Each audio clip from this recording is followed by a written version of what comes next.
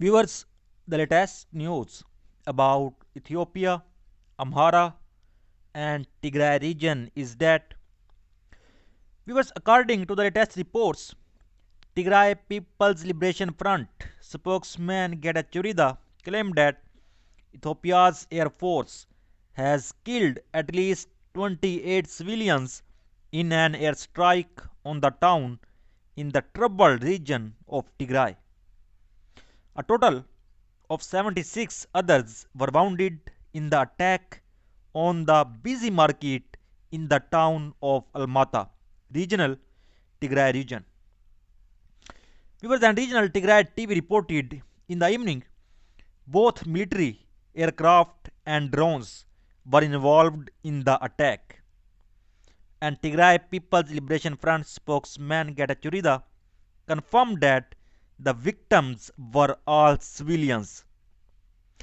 We received many photos and videos from Almata, town of Tigray region, but due to the YouTube policies, we cannot share such photos and videos with you.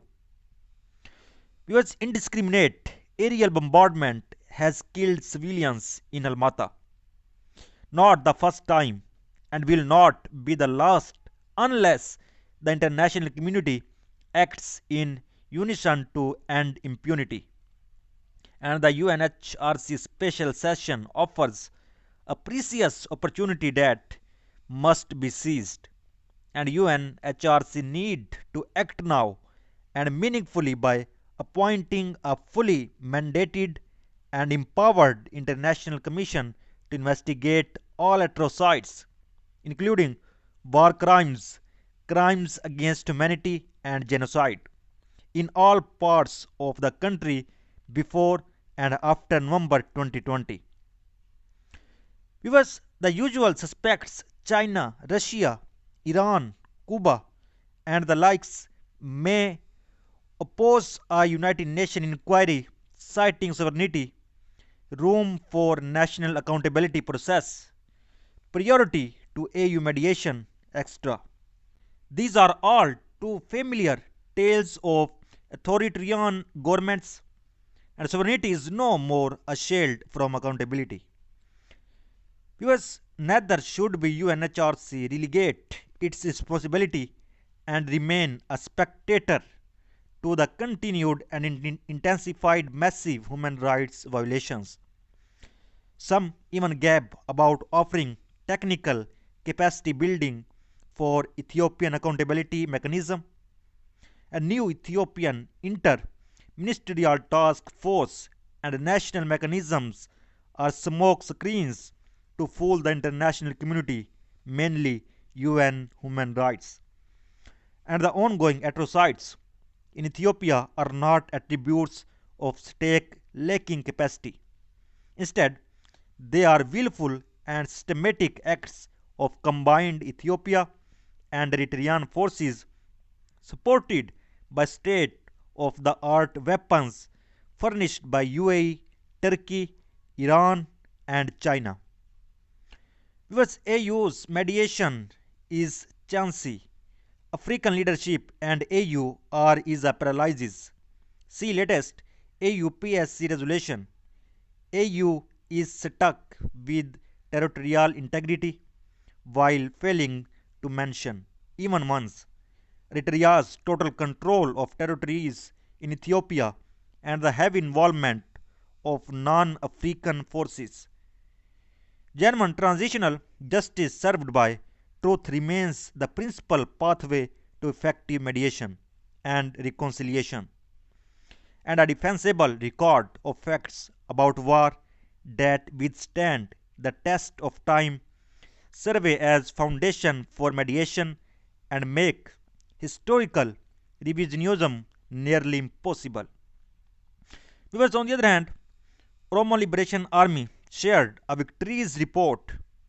Oromo Liberation Army spokesman Oraturbi claimed that on 11th December 2021, Oromo Liberation Army forces took action on the Ethiopian military in Haro Karsa, resulting in our 43 enemy combatants being killed and several more being injured.